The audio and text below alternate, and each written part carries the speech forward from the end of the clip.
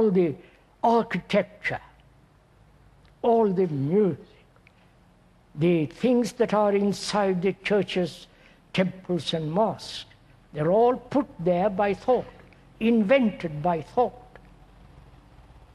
All our relationship is based on thought. Though we say, I love you, it is still part of the image which thought has created about another. So thought to us is astonishingly important.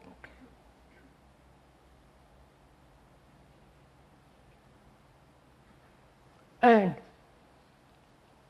thought itself, as we have examined it very carefully, is limited. It has the capacity to break up, to bring about fragmentation between people, as my religion, my country, my God, my belief, and so on, so on. All that is the movement of thought. Thought, space, and time, which we talked about.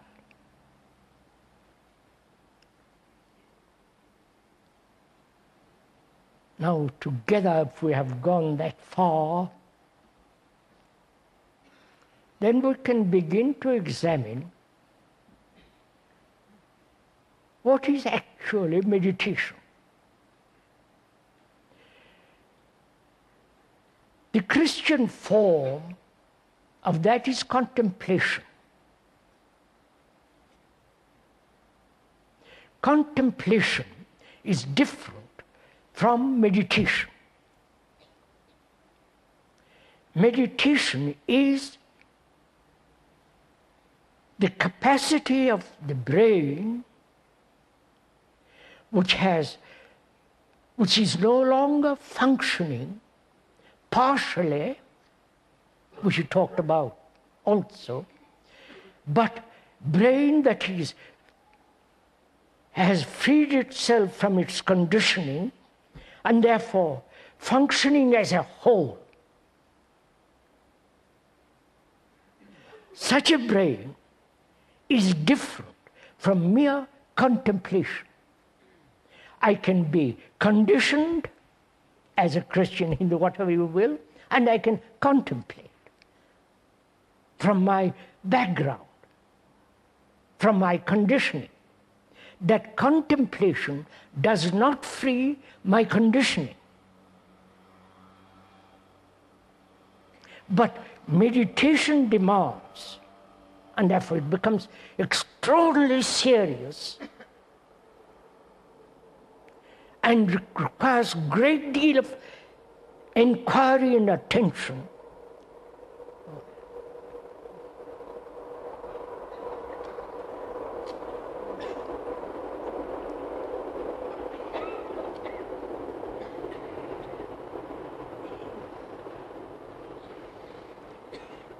It requires a great deal of attention. Not to function partially, which we again explain carefully. Partially we mean in a particular specialization, or to function in a particular occupation, to narrowly make the brain or allow the brain to accept beliefs, tradition, dogmas, rituals, which are only partial, all those invented by thought. The Christians have this word faith. And if one has faith in God, or whatever you will, things will be all right. Or things will come out all right. This has been the slogan for 2,000 years. And the Asiatic Asiatics have their own form of faith. Karma, reincarnation, evolution, time, and so on. So meditation is different from contemplation in the sense that meditation demands that the brain is no longer conditioned to act partially but wholly. Right? That is the requirement for meditation. Otherwise, meditation has no meaning.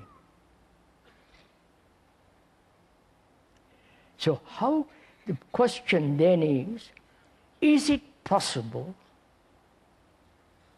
living in this world which demands certain forms of specialization, a skillful carpenter, skillful mechanic, skillful mathematician, or a very skillful housewife, it doesn't matter. Living in this world which demands these, and yet be free from specialization. You know, I wonder if we are together in this. Suppose I am a physicist, that is, theoretical physicist, and I have spent my life, most of my life, in formulating mathematically, thinking about it, questioning it, asking, cultivated tremendous knowledge about it, and my brain has become specialized, narrowed down. And yet I begin to inquire into meditation, right? And in my inquiry into meditation, I can only partially understand the significance and the depth of that word, because I am anchored in something else, right? I wonder if we are meeting each other, right? I am anchored in my theoretical physicist as my profession. Anchored there, I begin to inquire theoretically whether there is timeless, whether there is what is meditation, and so on. So my inquiry becomes partial again, right? But I have to live in this world. I'm a professor at some university. I've got a wife, children, I have the responsibility of all that. And perhaps I'm also ill. I've got responsibility for all that. And yet I want to inquire very profoundly into the nature of truth, which is part of meditation. So my approach is partial. So my question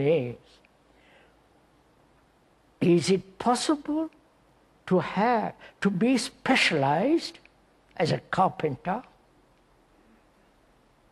and yet leave it at a certain level so that my brain, the brain which is a common brain to all humanity, and this is very difficult for people to accept. Your brain is not your brain. It has been growing for millions of years, accumulating all kinds of and so on, knowledge. It is not yours. Your consciousness event is not your consciousness.